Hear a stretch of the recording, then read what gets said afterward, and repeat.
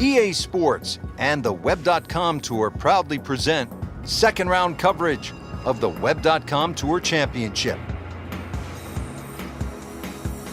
Moving into the second round of the Web.com Tour Championship, the fourth and final stop of the Web.com Tour Finals. And Frank, you can feel the pressure building. You certainly can, Rich, and I expect that we're going to see more of what we saw yesterday, which is some fearless golf. And these guys are playing for a PGA Tour card, and they're not backing down.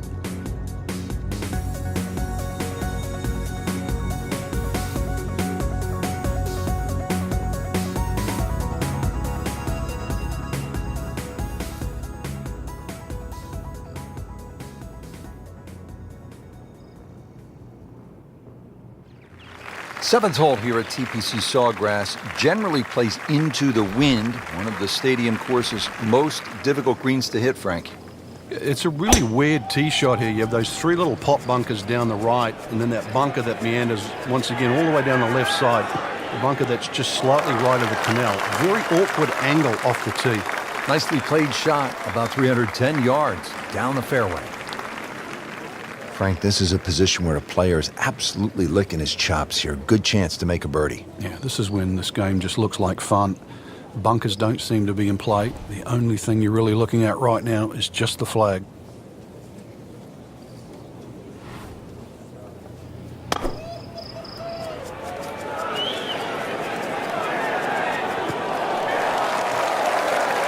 And to generate some momentum here at the seventh hole, this for birdie. Birdie putt coming up. Had a par on this hole yesterday. Came to the putt excited to make birdie. Now, settle for par. Yeah, little change in the attitude right now. You've let one go. You've got to really knuckle down there and make sure you don't drop a shot. It's important this one goes in. Frank, 17 here at TPC Sawgrass gets all the attention when you look at the par threes. Justifiably so. But number 8 is a daunting challenge in its own right. It is, longest of the 4 par threes. Plus, it's just littered with bunkers around the side, the back, and the front.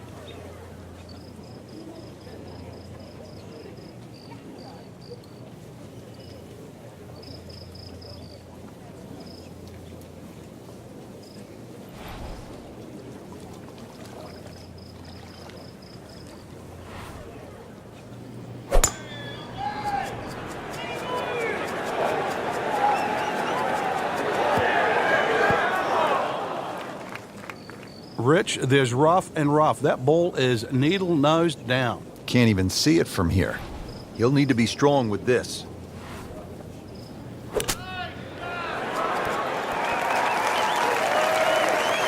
Oh, can't hide the flagstick from that man. He has this attempt for par. Good work right there. He'll settle for par. Frank, what do you make of the final hole here on the front side, the 583-yard par 5 ninth? Just depends on how much you want to risk here. If you hit a good drive down the right side, it's certainly gettable for 2. But you can make an absolute mess here at 9. Oh, that's fine. Rich, this is a rarity. A golf instructor, or a former golf instructor, trying their hand. This is old school. You used to see it in the 40s and the 50s. People used to go and teach in pro shops, then come out on the tour. I have not seen this for many a year. Someone good enough to teach, but good enough to play. You're hearkening back to the 30s and 40s when guys like Ben Hogan and Byron Nelson, two of the greatest who have ever played. They took club jobs. They had to take club jobs. There wasn't that much money in those days in the professional ranks. Another guy that comes to mind is Claude Harmon. Now, I think most people know the name Butch Harmon. He was one of Tiger's most successful teachers along the way.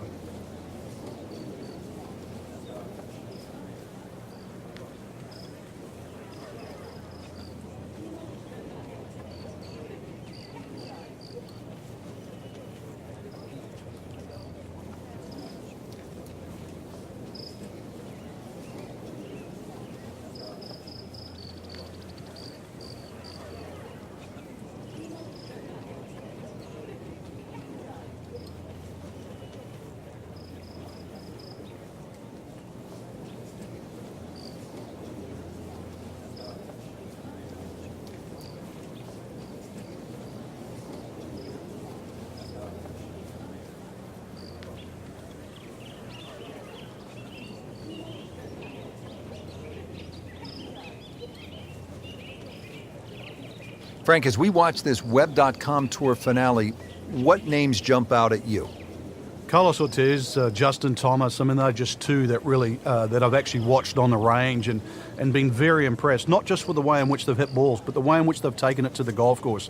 Really, when you look down the whole range, though, too, all these guys can play. They're all capable of making it to the PGA Tour, but I just think Justin, with his amateur background, and Carlos Ortiz looks like he has a competitive edge. Justin Thomas is only about 145 pounds, but he launches it 320, 30 yards with tremendous ball and swing speed. On the other side of the coin is Tony Finau. You and I have been in Tony's company. He's built like an NFL tight end. Yeah, he and his brother actually were more known for long driving. But yeah, Tony's throttled back a little bit on the power, and he's developed what you would call a very complete golf game now. It's not just about the power hitting. When Tony throttles back, he can feather it out there with a 3-wood about 307. Shouldn't be a problem here. Starting to play some good golf. With that birdie, moves to 4 under for the tournament.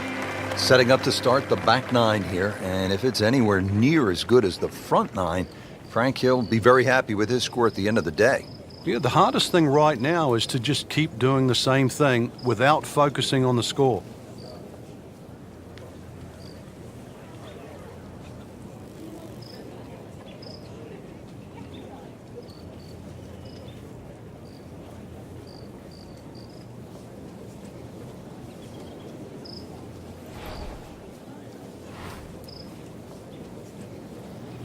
He's loading up on it. Look at the coil there.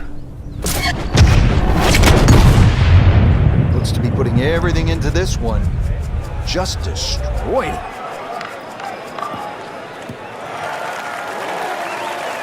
Looks to be a good setup going into the green here at the 10th.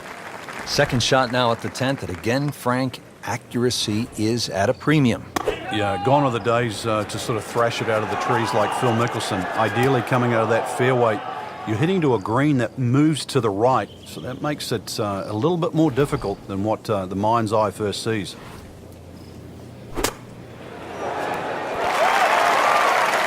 Well, that's what separates the good players from the great players, the ability to get it that close from that kind of lie.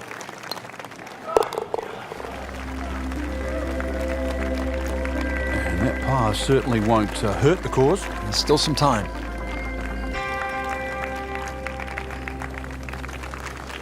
Now to the 11th, par 5. Good tee shot, and then you certainly think about hitting a hybrid or a lofted fairway wood into this green that's really narrow, one of the narrowest on the golf course.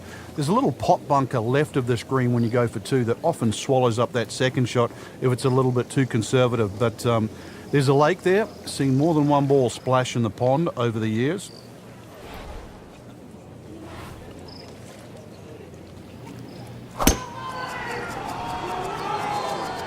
Right out of the center of the bat. Did you hear that?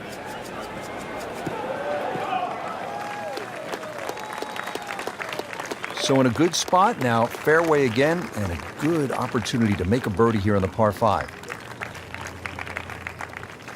Looks like he's going to have a go at it here at the par 5, his second shot.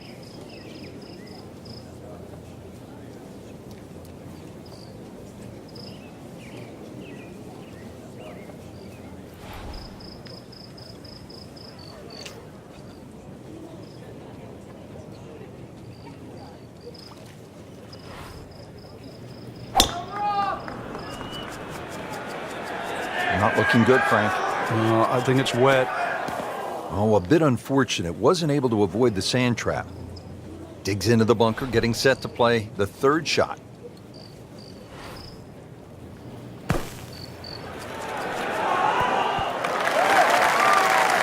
A beautiful, soft touch out of the bunker. That's Mickelson-esque. Not a gimme, but well within his range.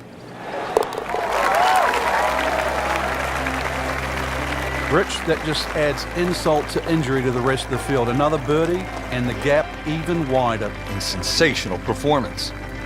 Up now, hole number 12. It's a short one, 358-yard, par 4. This can catch you off guard. If you just try and hit the ball on the fairway, if you're on the middle of the fairway, the left side, you will have a blind second shot. So ideally, hit it down that right side of the fairway if you want to see the flag. That is tasty looking right there from just a perfect spot in the fairway. That is prime real estate. How do you get a lie like that? Seriously, you could hit any club from there. Frank, really good chance from this position to make a birdie. Yeah, really the only thing he's looking at right now is the flag. This is a green light special.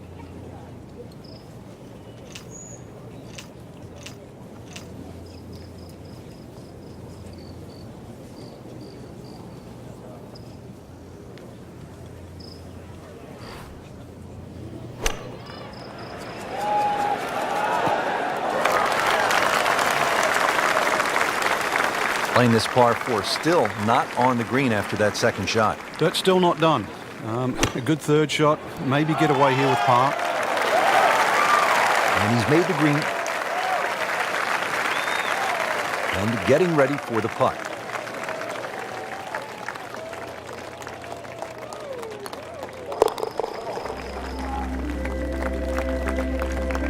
No mistake made there with par. Well, Rich, 2 rounds in the books, and it's easy to see why the leaders are on top of that leaderboard. Excellent performance, but still a long ways to go in this tournament.